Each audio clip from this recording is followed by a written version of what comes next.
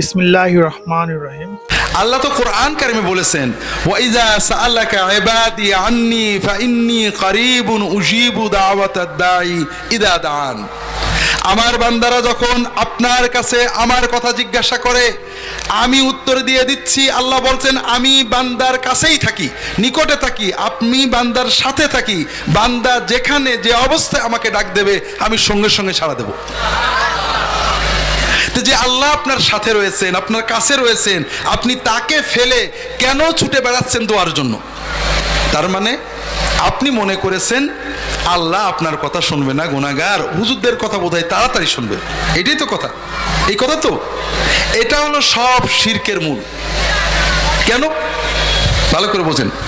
একটা ছোট্ট বাচ্চা, 2 বছরের বাচ্চা, 1.5 বছরের বাচ্চা, মা রাগ করে। বাচ্চাদেরকে বেশি রাগ করে কে বলেন তো?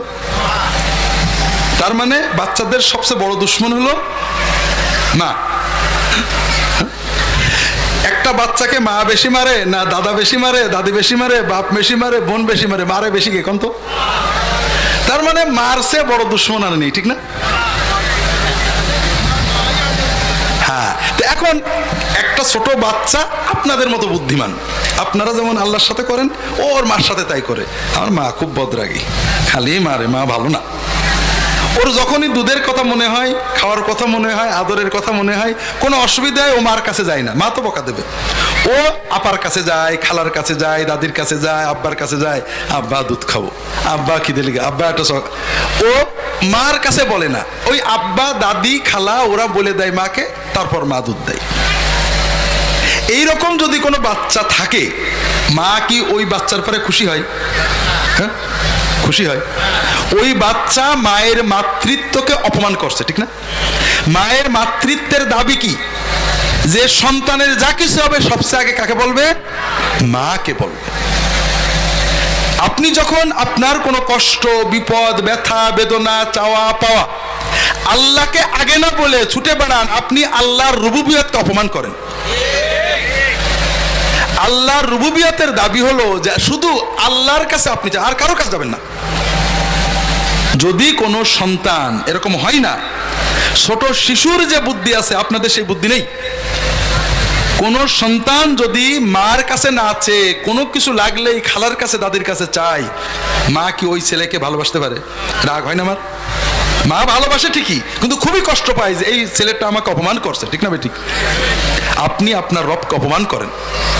2 নম্বর কথা ভাইরা, আপনার জন্য কোনটি সুবিধা? আপনার রব আপনাকে ওয়াদা করেছে, আপনার মালিক কোরআনে বলেছে কোনো বিপদ আপদ হইলে ওয়াস্তাঈনু বিস-সাবরি ওয়াস-সালাহ। তোমার বিপদ হোক, কষ্ট হোক, ব্যথা হোক, বেদনা হোক, যত কিছু হোক, তোমার যদি সাহায্য চাইতে হয় আল্লাহর কাছে, সবর করো এবং নামাজ পড়ো। নামাজ পড়ে আল্লাহর কাছে দোয়া করো, আল্লাহ সব বিপদ কাটিয়ে দেবে। আর আল্লাহ রাসূল সাল্লাল্লাহু আলাইহি ওয়াসাল্লাম আমাদের এটাই শেখালেন, যত বিপদ আপদ, টেনশন, উৎকণ্ঠা নবীজি সাল্লাল্লাহু আলাইহি ওয়াসাল্লাম আসতো, তিনি নামাজে দাঁড়িয়ে দিতেন, নামাজের মাধ্যমে দোয়া করতেন। রাসূলুল্লাহ সাল্লাল্লাহু আলাইহি ওয়াসাল্লাম বলছেন, সাল্লাল্লাহু আলা কুল্লি শাইইন হাত্তা শিসআন নালি হাত্তাল মিলহা। তোমার যা বিপদ আপদ, কষ্ট, যা চাওয়ার হয়, তোমার যদি লবণও না থাকে, বলো আল্লাহ আমার লবণ লাগবে, ব্যবস্থা করে দাও। জুতোর ফিতে ছিঁড়ে যায়, আল্লাহ আমার ব্যবস্থা করে দাও। আর কারোর কাছে কিছু চাইবে না। কথা বোঝেননি? এখন দুটো ব্যবস্থা দেখেন কোনটা ভালো লাগে। আপনার কোনো কষ্ট হয়েছে, আপনি ওযু করেছেন, নামাজে দাঁড়িয়েছেন, তাহাজ্জুদে দাঁড়িয়েছেন, 2 রাকাত নামাজ পড়ে সেজদায় যে অথবা হাত তুলে কাঁদছেন, আল্লাহ ভালো করে, আল্লাহ আমার বাপরা। আর একটা হলো আপনার বিপদ হয়েছে, গরুর অসুখ, ছেলের অসুখ, মেয়ের অসুখ, বউয়ের ক্যান্সার, অমুক কিছু তমক কিছু। আপনি জামা পরেছেন, পায়জামা পরেছেন, শ্যান্ট পরেছেন, প্যান্ট পরেছেন, পকেটের মানি ব্যাগের ভিতরে 2000 টাকা নিয়েছেন, এ পকেটে 200 টাকা নিয়েছেন, 2 কেজি আম কিনেছেন, একটা ছাগল মুরগি পালে নিয়েছেন, নিয়ে আপনি আমার কাছে চলে গেলেন। দুটো পথ আছে আপনার। আপনার জন্য কোনটা সহজ? আগেরটা। আপনার স্বার্থ কোনটাতে রক্ষা হয় আর আমার স্বার্থ কোনটাতে রক্ষা হয়? বাঙালি আমরা বলি যে নিজের ভালো পাগলও বোঝে, তবে আমার ধারণা, রাগ করেন না, নিজের ভালো বাঙালি বোঝে না, হুজুরদের ভালো বেশি বোঝে।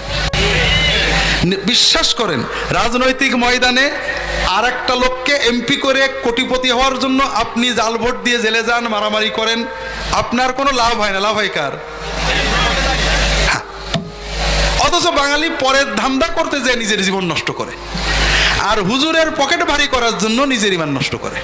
যেটা বলছিলাম, আমার একটা রাহে বেলায়েত নামে একটা বই আছে, দেখবেন রাসূলুল্লাহ সাল্লাল্লাহু আলাইহি ওয়াসাল্লাম 2 সাজদার মাঝখানে, ছোট্ট একটা উদাহরণ দিচ্ছি, আমাদের দেশের মানুষদের নামাজ, দাওয়াতের বিষয়ে নামাজ আসবে আর যদি সবাই থাকে, আমাদের দেশের মুসলমানদের নামাজ খুব সুন্দর, দাঁড়ালে পারে মরে গেলেও এক পা নড়বে না, চুলকালেও হাত পা নাড়বে না, মোবাইল বেজে মসজিদ উল্টে গেলেও গানের সাউন্ডে মোবাইল বন্ধ করবে না, মাশাআল্লাহ খুব সুন্দর।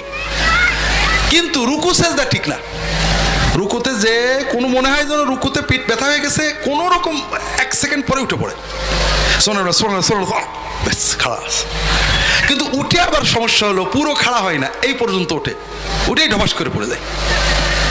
এরপরে 2 সেজদার মাঝখানে বসতে কষ্ট হয়, কোমর ব্যথা করে, এইটুকু উঠে আবার সেজদা দেয়। এরকম আছে না নেই?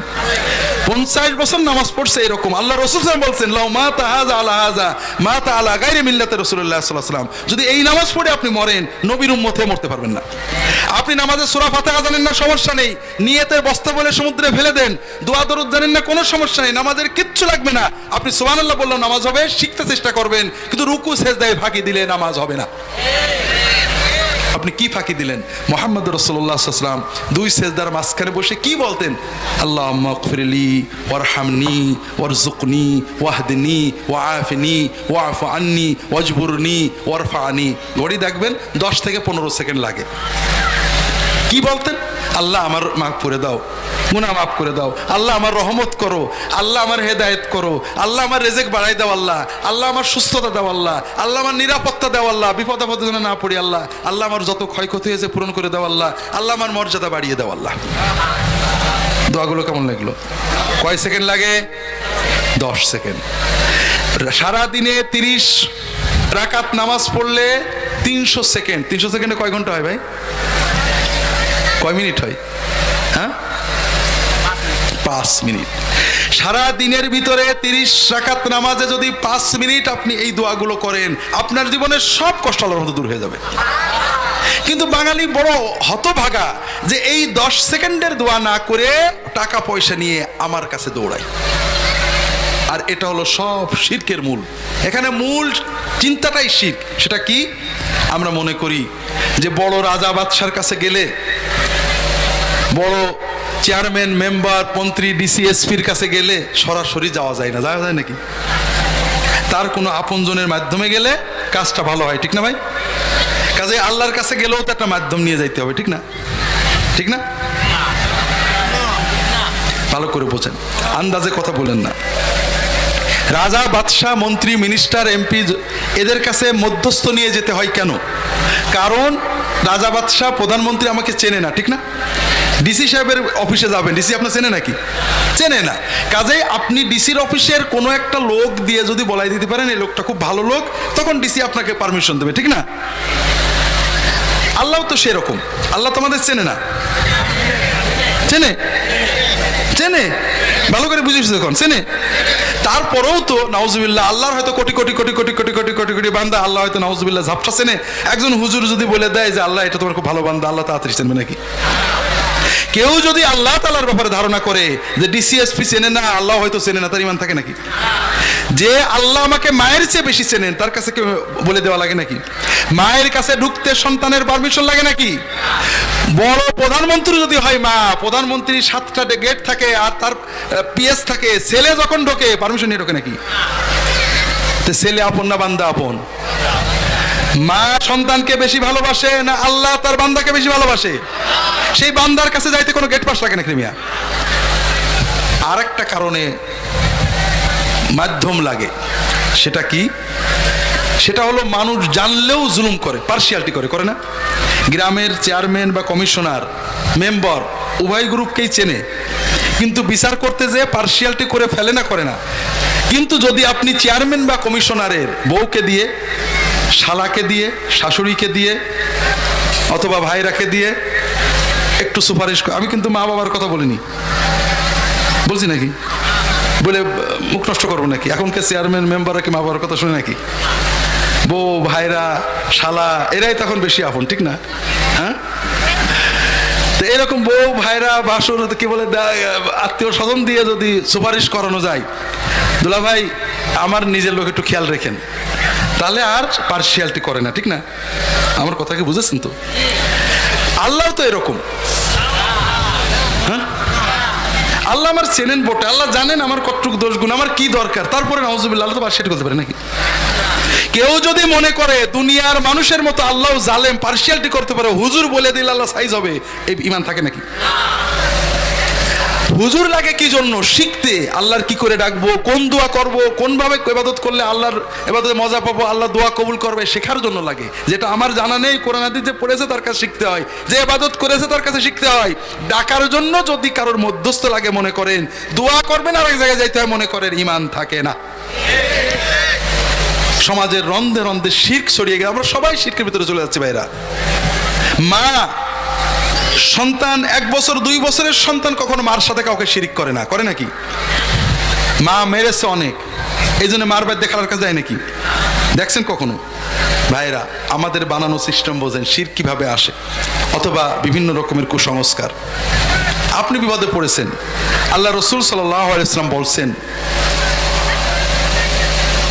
দোয়া ইউনুস পড়েন, বেশি দোয়া ইউনুস পড়ে আল্লাহর কাছে কান্দেন তাহাজ্জুদে উঠে, আপনি পারতেন, কিন্তু আমি আপনার বলে দিলাম 1.25 লাখ লাগবে, 1.25 লাখ শুনেই তো আপনি শুয়ে পড়েছেন, ঠিক না? যাও তো হবে না, কি করতে হবে জানি না। আপনাদের দেশে কি নিয়ম আছে, বাংলাদেশের বিভিন্ন জায়গায় নিয়ম আছে, 40 জন আলেম ডেকে আনতে হবে, 40 জন আলেম ডেকে এনে দোয়া ইউনুস পড়ে খতম করে দোয়া করতে হবে। সেটা কেমন? দোয়া ইউনুসে আমরা কি বলি? লা ইলাহা ইল্লা আনতা সুবহানাকা ইন্নী কুনতু মিনাজ জালিমিন। তার মানে আল্লাহ তুমি ছাড়া কোনো মাবুদ নেই, বিপদে ডাকার মতো, বিপদ থেকে তরানোর মতো কেউ নেই, আমি আল্লাহ অন্যায় করে ফেলেছি, মাফ করে দাও, বিপদটা কাটিয়ে নাও। কথা কি বুঝতে পেরেছেন? কারণ আমরা বিশ্বাস করি বিপদ আসে আমাদের বদ আমলের কারণে, অন্যায়ের কারণে। কষ্ট দেন আল্লাহ, বিপদ দেন যেন আমরা ভালো হয়ে যাই। আমরা যখন বলি আল্লাহ অন্যায় করে ফেলেছি, বিপদ তুলে নাও, তখন আল্লাহ বিপদ তুলে নেন, ঠিক না? যেমন মা একটা ছেলেকে বলে আর তো ভাত দেবো না, যা চলে যা, ছেলের সঙ্গে সঙ্গে চলে যায়, ঠিক না? না আসে মাছ জড়াই ধরে। হ্যাঁ, ছেলেকে যখন মা বলে দাদা তোর আর খাদ্য না, দূর হয়ে যা, মরে যা, চলে যা, চাচার বাড়ি চলে যা, মারা রাগ করে না? করে না? ছেলের সঙ্গে সঙ্গে চলে যায় নাকি? যে চাচার ধরে নিয়ে আসে, মার একটু বলে দাও নাকি? কি করে? মার কাছে জড়াই ধরে, ঠিক না? মা যখন বলে ভাত দেবো না, তখন মার এইটা উদ্দেশ্য না যে ছেলেকে কোনদিন ভাত দেবো না, মার উদ্দেশ্য ছেলে একটু নরম হয়ে আমার কাছে আসো। কথা বোঝেন? আল্লাহ যখন আমাদের বিপদ দেন, আল্লাহর কখনো ইচ্ছা না আমাদের ক্ষতি করার। আল্লাহ চান যে বান্দা আমার ডাকুক, ওর মনটা আমার দিকে আসুক, ওর মনটা ভালো হোক, ও মুত্তাকি হোক, ও আল্লাহর ওলি হয়ে যাক, আমার বিপদের মাধ্যমে ও আমার দোস্ত হয়ে যাক। আমি যখন বলি আল্লাহ অন্যায় করে ফেলেছি, আমি জালেম, আমি অন্যায় করেছি, আল্লাহ আল্লাহ মাফ করে দাও, আল্লাহ আমার শুধু বিপদই কাটান না, আমার এই দোয়ার মাধ্যমে আমি আল্লাহর ওলি হয়ে যাই। ভাইরা আমরা কি করি? আমার অন্যায় হয়েছে, আমার বিপদ হয়েছে, গরুর অসুখ হয়ে গেছে, ছেলের অসুখ হয়েছে, বিপদ হয়েছে, কাটছে না, 40 জন হুজুর আসছেন, 40 জন হুজুর কি বলছেন? লা ইলাহা ইল্লাল্লাহ লা ইলাহা ইল্লাল্লাহ লা ইলাহা ইল্লাল্লাহ। তার মানে 40 জন হুজুরই বলছে আল্লাহ আমি জালেম, আল্লাহ আমি জালেম, আল্লাহ আমি জালেম, ঠিক না? আপনি বলছেন নাকি? যখন আমি নিজেও যখন যাই মানুষের বাড়িতে দোয়া করার জন্য, আমি লক্ষ্য করি বাড়ির লোকেরা দোয়ায় শরীক হয় না। আপনারা দেখছেন? তাহলে 40 জন হুজুর বলছে আল্লাহ আমি জালেম, আল্লাহ আমি জালেম, আল্লাহ আমি জালেম, আর একমাত্র যে জালেম না খাঁটি আলেম সে বাড়িওয়ালা। এটা কি দোয়া ইউনুস পড়া হলো না আল্লাহর সাথে আর কি করা হলো? ভাই লাভ হলো যেটুক আমাদের, খাওয়া দাওয়া দিয়া তোফা যাই হলো, কিন্তু আপনার কোনো লাভ হয়নি। আপনার লাভ যেটা আল্লাহ রাসূল সাল্লাল্লাহু আলাইহি ওয়াসাল্লাম আপনাকে বিধান দিয়েছেন, আপনি কাঁদতে থাকেন, আল্লাহর কাছে দোয়া ইউনুস পড়েন, কান্দেন, দোয়া করেন, আলেমুল আমাদের খাওয়াতে পারেন, মাদ্রাসায় দান করতে পারেন, আল্লাহ তোমার মাদ্রাসায় দান করেছি কবুল করে নাও, আল্লাহ বিপদ কাটিয়ে দাও। আপনার চাওয়া পাওয়া সব হবে কার কাছে? আল্লাহ গুনাহগার না কাফেরের দোয়া শোনেন, আল্লাহ কোরআনে বলেছেন। এই যে শিরকের সরাসরি সমাজে, এ থেকে নিজেদেরকে বাঁচাতে হবে। আল্লাহ কোরআনে কি বললেন? ওই ছোট্ট বাবুকে, ছোট্ট বাচ্চাকে লোকমান আলাইহিস সালাম শেখাচ্ছেন, বাবা শিরিক করো না, লা তুশরিক বিল্লাহ ইন্নাশ শিরকা লাযুলমুন আযীম। শিরিক হলো সবচেয়ে বড় জুলুম। কেন? শিরিক জুলুম 3 রকমের। প্রথম হলো আল্লাহর উপরে জুলুম, আল্লাহর সাথে অন্যায় করলাম।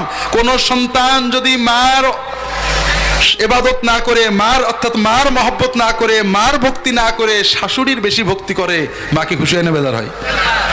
মায়ের সাথে শিরিক করেছে, ও মার জায়গায় আরেক নকল মা বানাইছে, ঠিক না? ঠিক তেমনি আল্লাহর ইবাদত না করে, অর্থাৎ আল্লাহ আমাদের সৃষ্টি করেছেন, রিজিক দিয়েছেন, হায়াত দিয়েছেন, মউত দিয়েছেন, আল্লাহর উপর ভরসা না করে হুজুরের উপর ভরসা করলেন, আল্লাহকে না ডেকে আমাকে ডাকলেন, আল্লাহর ইবাদত না করে আরেকজনের করলেন, আল্লাহকে সেজদা না করে আরেক জায়গায় সেজদা করলেন, আল্লাহর উপর নির্ভর না করে আরেকজনের উপর নির্ভর করলেন, আল্লাহকে মানত না দিয়ে দরগা মাজারে মানত দিলেন, আল্লাহর সাথে শিরিক করলেন, আল্লাহর সাথে মহা অন্যায় আচরণ করলেন। 2 নম্বর হলো শিরিক নিজের উপরে জুলুম, সবচেয়ে বড় মহা জুলুম নিজের উপরে। আল্লাহ কোরআন কারিমে বলেছেন, দরাবাল্লাহু মাসালান রাজুলান ফিহি শুরাকা ও মুতাশাকিসুনা ওয়া রাজুলান সালামান লিরাজুলিন হাল ইস্তাওয়ায়ানি মাসালা। একজন চাকরের একটা মালিক আর একজন চাকরের অনেক মালিক, কোন চাকর ভালো থাকবে? বুঝতে পারেননি? যারা শিরিক করে তাদের অন্তরের মালিক অনেক, ওই গাছতলার পানি, ওই বাগেরহাটের কচ্ছপের ময়লা, ওই সিলেটের কি বলে গজার মাসের ময়লা, অমুক জায়গার জিনিস অমুক জায়গায় গেলে দোয়া পাওয়া যাবে, অমুক জায়গায় বদদোয়া হয়ে যাবে, অমুকে আশীর্বাদ করবে, অমুকে বদদোয়া দিয়ে দেবে, এই চিন্তায় সারাদিন অস্থির থাকে। কথা কি বুঝতে পেরেছেন? ও নত জানো, ও সবসময় ভয়ে ভয়ে থাকে কার কাছে যে দোয়া পাওয়া যায়, কার কাছে যে বদদোয়া পাওয়া যায়। ও মানুষের হতে পারে না। আর যে একমাত্র আল্লাহর ইবাদত করে তার মনের মালিক একমাত্র কে? বিপদের মালিক কে? বিপদ কাটানোর মালিক কে? একমাত্র আল্লাহ। ওর কোনো ভয় থাকে না। বিশ্বাস করেন, তাওহীদটাকে জোরালো করেন, ইমান, মনের ভিতরে কোনো টেনশন থাকবে না। আমার ভালো, আমার মন্দ, আমার কল্যাণ, আমার অকল্যাণ মালিক কে? যে আল্লাহ আমাকে আমার মায়ের চেয়ে ভালোবাসেন, আমার কোনটা ভালো আল্লাহ আমার চেয়ে বেশি জানে। আমার চিন্তা, আমি আল্লাহর হুকুম পালন করব, আল্লাহর হুকুমটা আমি আল্লাহর কাছে চাইবো। কথা বোঝেননি? আল্লাহ যেটা দেবে আমার ভালোটাই দেবে, এতে কোনো সন্দেহ নেই। এই জন্য তাওহীদ আমাদেরকে পরিপূর্ণ মানুষ বানায়, আর শিরক আমাদের মনুষ্যত্ব নষ্ট করে। এই জন্য যারা শিরকে লিপ্ত তারা বড় একটা গাছতলা দেখলে সেখানে ঢুকে পড়ে, বড় একটা গাছতলায় দরগা বানিয়ে নেয়, যা বড় একটা যদি শোনে আর কোথাও অলৌকিক কাজ হয়েছে, অমুক নিম গাছ থেকে মিঠা পানি পড়ছে, বাপরে বাপ, বেটা বেটি ভাঙে, ঠিক না বেঠিক? ইমান থাকলে কেউ ছোটে না। নিম গাছে মিঠা পানি কি নিম গাছের ক্ষমতা না আল্লাহর ক্ষমতা? মুসলমান বলে সুবহানাল্লাহ, আল্লাহ তুমি কত কিছু পারো, আমি তোমার কাছে চাই। আমাদের শ্বশুরবাড়ি ইন্ডিয়াতে যাওয়ার পথে বনগাই এক ভাইয়ের একটা গরুর বাছুর হয়নি, দুধ হচ্ছে। তো বনগাঁ হিন্দু এলাকা, হিন্দু মহিলারা আসছে, গরুর গোবর নিয়ে যাচ্ছে, ধুয়ে পানি নিয়ে যাচ্ছে, ভক্তি করছে, আর নমস্কার করে করে বলছে যে মা মা তুই আর জায়গা পেলি না মা, নেড়ের বাড়ি আসলি মা। কথা বোঝেননি?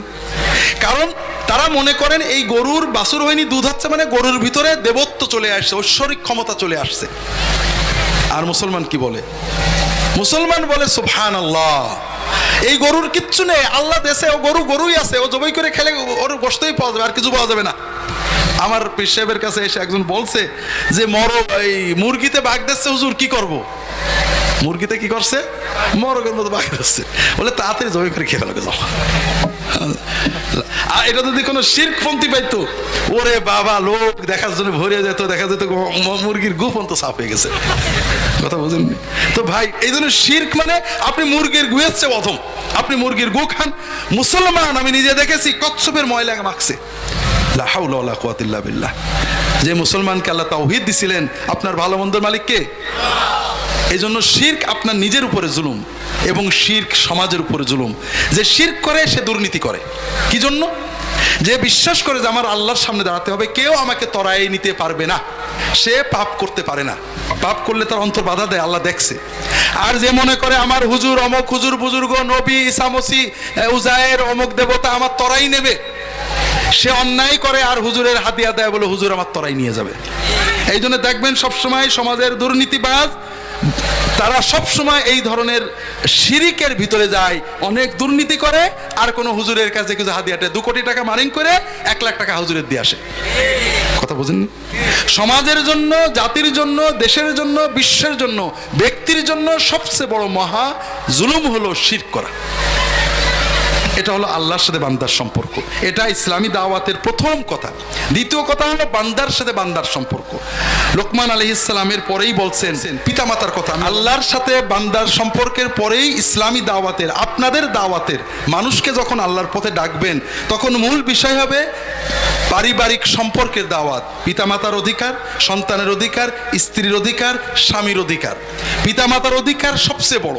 আর পিতামাতার ভিতরে কার অধিকার বড়? মা, মায়ের অধিকার সবচেয়ে বড়।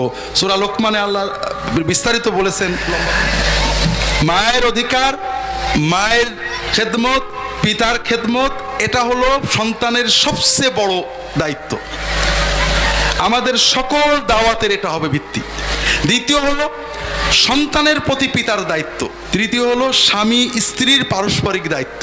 আমার খুব কষ্ট লাগে, আমরা অনেক মানুষ আলেম, পীর সাহেবের মুরিদ, দিনদার, তবলিগ, জামাত ইসলাম, কিন্তু বউ মারে, বউকে গালি দেয়, এরকম মানুষ আছে না নেই? বন্ধু বান্ধবের সাথে খুব ভালো ব্যবহার করে, বউয়ের কাছে গেলে একেবারে মাশাআল্লাহ তাবারাকাল্লাহ শয়তানের মতো বাঘ হয়ে যায়, আছে নাকি? এ কোনো মুসলমানের দাঁতে পড়ে না।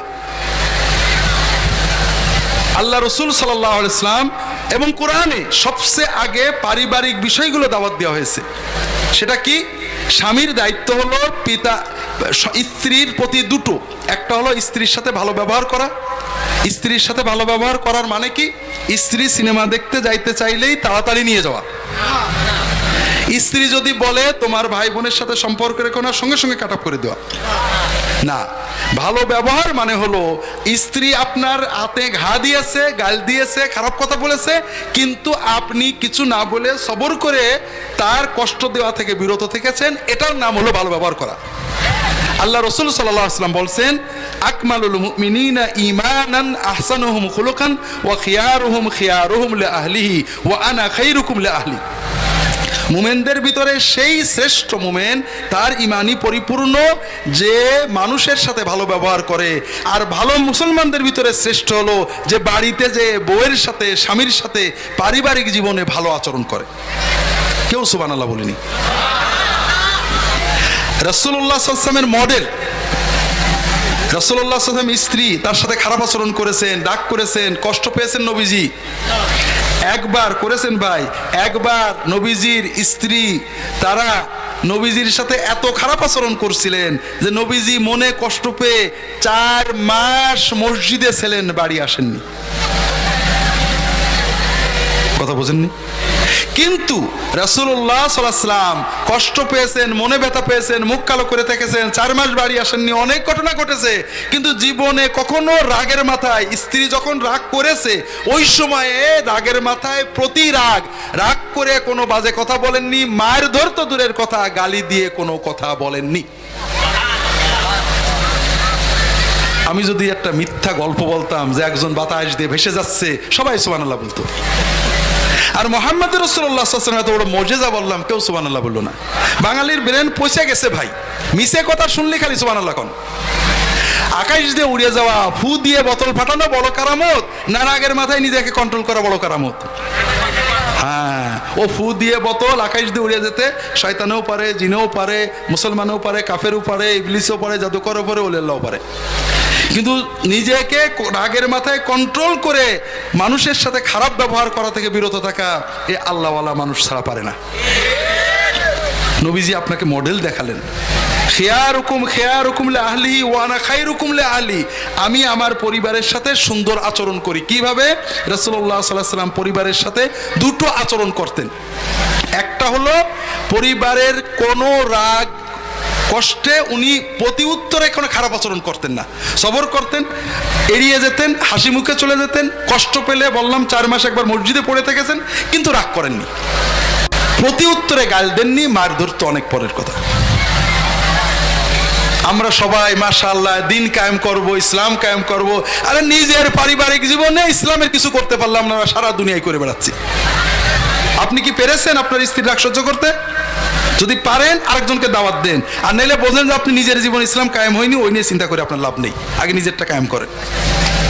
এজন্য ভাইরা, আল্লাহ পারিবারিক দাওয়াত, ইসলামী দাওয়াতের অন্যতম বিষয় হলো পরিবার। রাসূলুল্লাহ সাল্লাল্লাহু আলাইহি ওয়াসাল্লামের ভালো আচরণের আরেকটা দিক ছিল, রাসূলুল্লাহ সাল্লাল্লাহু আলাইহি ওয়াসাল্লাম যখন বাড়িতে থাকতেন নিজের কাজ বাড়িতে করতেন, নিজের জুতো নিজে সেলাই করতেন, নিজের কাপড় নিজে ধুতেন, নিজে বা পরিবারের কাজে ঘর দুয়ার ঝাড়ু দেওয়া, রান্না বাড়া এসব কাজে স্ত্রীকে পারলে সহায়তা করতেন এবং স্ত্রীর সাথে একসাথে খাওয়া দাওয়া করতেন, আড্ডা দিয়ে ফুর্তি করে ইয়ারকি মেরে খাওয়া দাওয়া করতেন, গ্লাস তুলে নিয়ে গালে দিয়ে দিতেন, খাবার লোকমা গালে তুলে দিতেন, স্ত্রীর সাথে খেলা করতেন, দৌড়াতেন, খেলা করতেন, পাল্লা দিতেন, স্ত্রীকে খেলা দেখাতে নিয়ে দিতেন। দাঙ্গা পড়ার লোক কেউ সুবহানাল্লাহ কয় না। এটা হলো নবীজির মুজিজা, এর নাম হলো ইসলাম। এই ইসলাম পালন করলে আপনার পারিবারিক জীবন সুন্দর হবে, আপনার মনে শান্তি আসবে, বাচ্চাগুলো সুন্দর হবে এবং আপনি জান্নাতেও বাচ্চাগুলো নিয়ে থাকতে পারবেন। আপনি এইটা না করে আপনি আমার পিছনে লেগে আছেন, অমুক হুজুরের পিছনে, তমুক হুজুরের অমুক জায়গায়, কিন্তু পরিবারের শান্তি করেননি। সন্তানগণের কাছে, সন্তানদের কাছে বাপ মার চেয়ে বড় দেবতা নেই। আপনি তাদের কি দিন শেখান? আপনি বোর সাথে ঝগড়া করেন, আপনি বাবা মার সাথে খারাপ ব্যবহার করেন, আর বাচ্চাগুলো ভালো আচরণ করবে এটা আপনি আশা করেন না। কথা কি বুঝতে পারছেন? বা ছেলে মেয়ে কিছু বলে না, কিন্তু মা বাপকে গাল দিচ্ছে, এটা এত কঠিন ভাবে ওদের লাগে, বাপ মাকে গাল দিচ্ছে এত কঠিন ভাবে লাগে, আপনি কল্পনা করতে পারবেন না। ওটা ওর মনের ভিতরে খসখস লাগে, ও কাউকে বলে না, কিন্তু ও মানসিক অসুস্থ হয়ে পড়ে। যখন একটু বড় হয়, বন্ধু বান্ধবের সাথে মিশে বাড়ির সাথে মিশতে চায় না, আস্তে আস্তে খারাপ হয়ে যায়। যত বাচ্চা খারাপ হয়েছে অধিকাংশ ক্ষেত্রে বাপ মার খারাপ আচরণ, পারস্পরিক খারাপ আচরণ অথবা বাপ মার অবহেলার কারণে। জীবন বদলানোর জন্য এই ওয়াজটি যথেষ্ট। হাজার ওয়াজ শুনে লাভ নেই।